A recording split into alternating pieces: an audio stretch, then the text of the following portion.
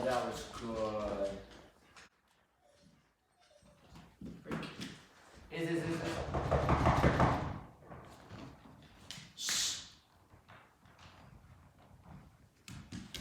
See, I sent her away. Mm-hmm. She's checking out what he's doing. That's why they're here, and then she does what he does. All right. So what happened then? I knocked on the door, and there was a knock on the door, and the dog energy went up. The dog moved its placement from where it was to another place with intent to interact. This is the problem. That is it. Knock, knock, knock means it's for me. I'm headed over there to get, everybody wants to see me. That's the problem. Whether it's a cute lab, or it's a Rottweiler Pitty, or it's a husky, what's she? Pomeranian husky, it doesn't matter. Her association in the pack is that it's for me. I'm allowed, and that's because that's what she's been allowed. If you make this the rule, if you come over before I ask you to come over, you're in trouble, right? You wait. Most of the time, I'm not going to ask you to come over because it's not for you. But if I do offer you to come over, then you can come over calmly. If you mess up, I'm going to tell you to leave. You need to learn how to do it right. Otherwise, you'll do it wrong forever. And there's people out there. Doesn't matter what class you are. If you make all the money in the world or no money in the world, everybody's struggling with controlling these little dogs. You wouldn't be surprised how many dogs that. I'm saying little because most people are owning dogs that weigh less than their legs, right? Thank God. And they won't have guests over. Grown adults, 40s, 50s, that you think they know how to, do this. They can't have guests over because their dogs are too crazy. And if you think he's talking about me, it's like, no, there's a lot of people that won't have people come over. They won't have humans come over because the dogs are crazy. Now, isn't that crazy? That's crazy. That you are a crazy person, okay?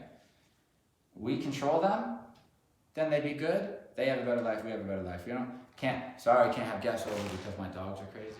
Now I have a way, basically, so now she understands what I'm saying. She understands when I say you did good. She understands when I say that's not right. She also understands stay, recall, which is come, and she's starting to get go. Okay, so we got the yo-yo, where I can get her to me, I can shoo her away. I can get her to me, I can shoo her away, and I can have her stay. That's her learning how to take direction from me before I start doing any formal training, as telling her sit down, more specifically place, heel, all that stuff. This is the very informal stuff. It's the underlying language before we add on that stuff. Okay, so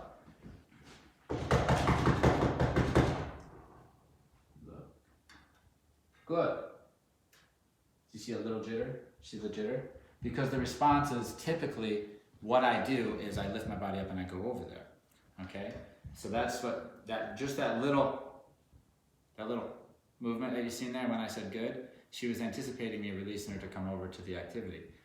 We need to reverse that in her brain by telling her most of the time you won't be involved in activities, and every now and then you will. Knocking's going good because it's still getting there, so I can still get away with just doing this.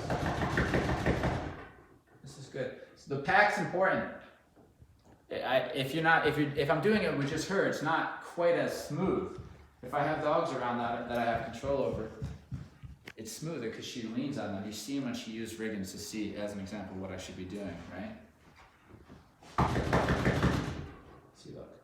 She listens. She knows that means people or something is here. Something has arrived. Hey, how's it going? Yeah.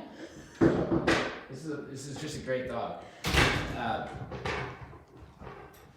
We work with a lot of dogs. This breed is the least dangerous.